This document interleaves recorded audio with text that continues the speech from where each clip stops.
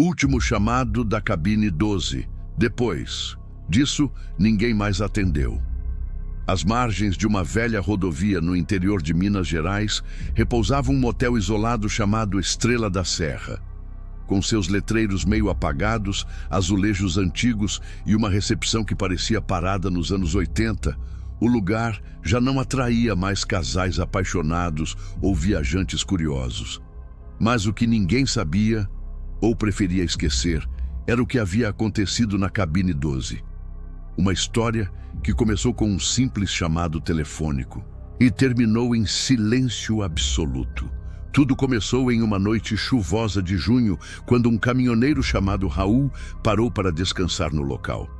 Exausto depois de horas dirigindo sem parar, ele mal trocou palavras com a recepcionista antes de pegar a chave da cabine número 12, a única vaga naquela noite. O detalhe é que, segundo relatos posteriores, Raul escolheu essa cabine por acidente, já que a chave que a moça havia lhe entregue seria da cabine 7. Mas ao chegar ao corredor, a única porta entreaberta era a 12. Ele entrou sem pensar duas vezes. E ali, sem saber, cruzou uma linha invisível. Naquela mesma noite, por volta das 2h47 da manhã, a central telefônica da cidade vizinha recebeu um chamado vindo do número fixo da cabine 12. Uma atendente chamada Luana atendeu, ouvindo apenas o som de estática e uma voz muito fraca ao fundo repetindo: "Me ajuda, me ajuda." Luana tentou falar, pediu informações, mas a chamada caiu em menos de 20 segundos.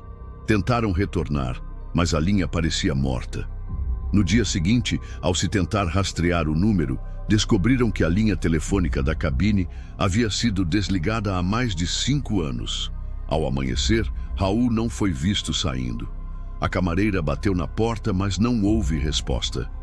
Quando o gerente forçou a entrada, a cena era inquietante.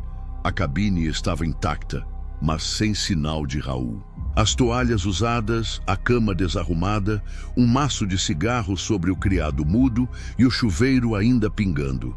Porém, nenhuma mala, nenhuma carteira, nenhum vestígio de que Raul tivesse estado ali de fato. A recepcionista jurava que ele nunca havia feito o check-in e não havia registros no sistema.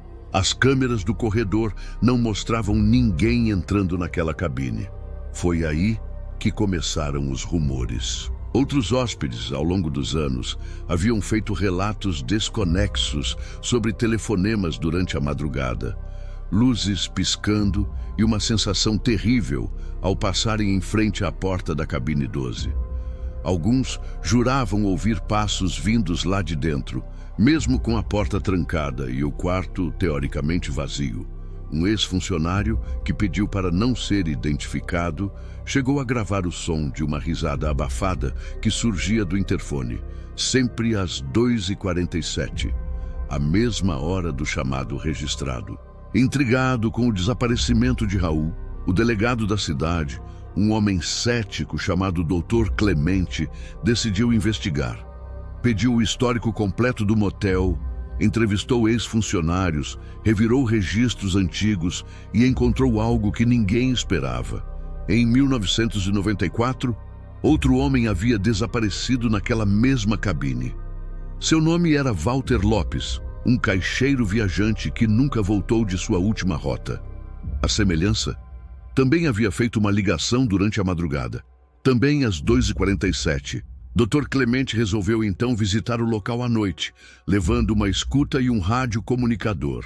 Ao entrar na cabine 12, relatou sentir uma pressão nos ouvidos, como se estivesse submerso. O ar estava mais frio que o restante do motel. Deixou o rádio ligado em frequência aberta e esperou. Às 2h47 da madrugada, a estática invadiu o rádio e então, uma voz. "Por que você está aqui? Ele não deveria ter vindo. Agora é tarde demais." O delegado tentou responder, mas o rádio desligou sozinho. No dia seguinte, Dr. Clemente abandonou o caso. pediu aposentadoria e nunca mais falou sobre o ocorrido. Disse apenas que algumas portas não deveriam ser abertas e que a cabine 12 nunca mais deveria ser usada. Desde então, o quarto permanece trancado com correntes. Mas ainda assim, relatos continuam. E o mais assustador é que, em datas específicas, como no solstício de inverno, os telefones da cidade recebem chamadas sem origem, vindas de um número inexistente. A voz, sempre a mesma: me ajuda, me ajuda. E assim começa o mistério do último chamado da cabine 12. Após anos em silêncio, um novo mistério trouxe a cabine 12 de volta ao foco. Em junho de 2023, uma jovem chamada Natália decidiu fazer um documentário sobre lugares assombrados em Minas Gerais. Acompanhada de seu namorado Igor, ela foi até o antigo motel com uma câmera, microfones e equipamentos para captação de energia. Ignorando os avisos do caseiro que cuidava do local, ela convenceu o homem a deixá-los filmar do lado de fora. Mas à meia-noite, contrariando todas as advertências, Natália encontrou uma brecha no cadeado da cabine 12 e entrou. As imagens captadas por sua câmera nunca foram divulgadas oficialmente, mas alguns trechos vazaram em fóruns de discussão. Em um deles, pode-se ouvir claramente Igor gritando do lado de fora, enquanto Natália caminha por um quarto deteriorado, com paredes riscadas por mãos, espelhos rachados e um telefone antigo em cima da cama. O mais perturbador é que às 2h47 o telefone tocou. Ela atendeu. Silêncio. Então, um sussurro: você também não devia estar aqui. A câmera caiu no chão e a imagem foi interrompida por estática. Natália desapareceu naquela noite. Seu namorado foi encontrado em estado de choque, sem conseguir falar por dias. Quando finalmente se recuperou parcialmente, contou apenas que viu a porta se fechar sozinha e ouviu risadas vindo do interfone. Ele fugiu do local, deixando todos os equipamentos para trás. Quando a polícia chegou, encontrou o interior da cabine 12 completamente intocado, como se ninguém tivesse entrado ali há décadas. Mas o telefone, o mesmo da ligação, estava fora do gancho, com o fio cortado. Desde então, o caso de Natália reacendeu o interesse pela cabine 12. Especialistas em fenômenos paranormais começaram a visitá-la em segredo, levando equipamentos que invariavelmente paravam de funcionar assim que entravam no quarto. Alguns relataram sons, outros disseram ver vultos refletidos nos espelhos quebrados. Uma médium chamada Maristela declarou em entrevista a um canal de mistério que o local era um ponto de intersecção entre planos, uma espécie de nó espiritual preso no tempo. Disse que ali estavam presas almas de pessoas que foram arrancadas do mundo físico por um erro, um acaso, ou talvez por terem chegado perto demais da verdade. O mais estranho é que após a visita da médium, o motel Estrela da Serra foi parcialmente destruído por um incêndio misterioso, que começou exatamente no lado onde ficava a cabine 12. Apesar das chamas, o quarto permaneceu intacto, sem um arranhão sequer nas paredes, como se o fogo tivesse evitado tocá-lo. Isso só reforçou o temor local. A cabine não apenas guarda um segredo, ela é o próprio segredo.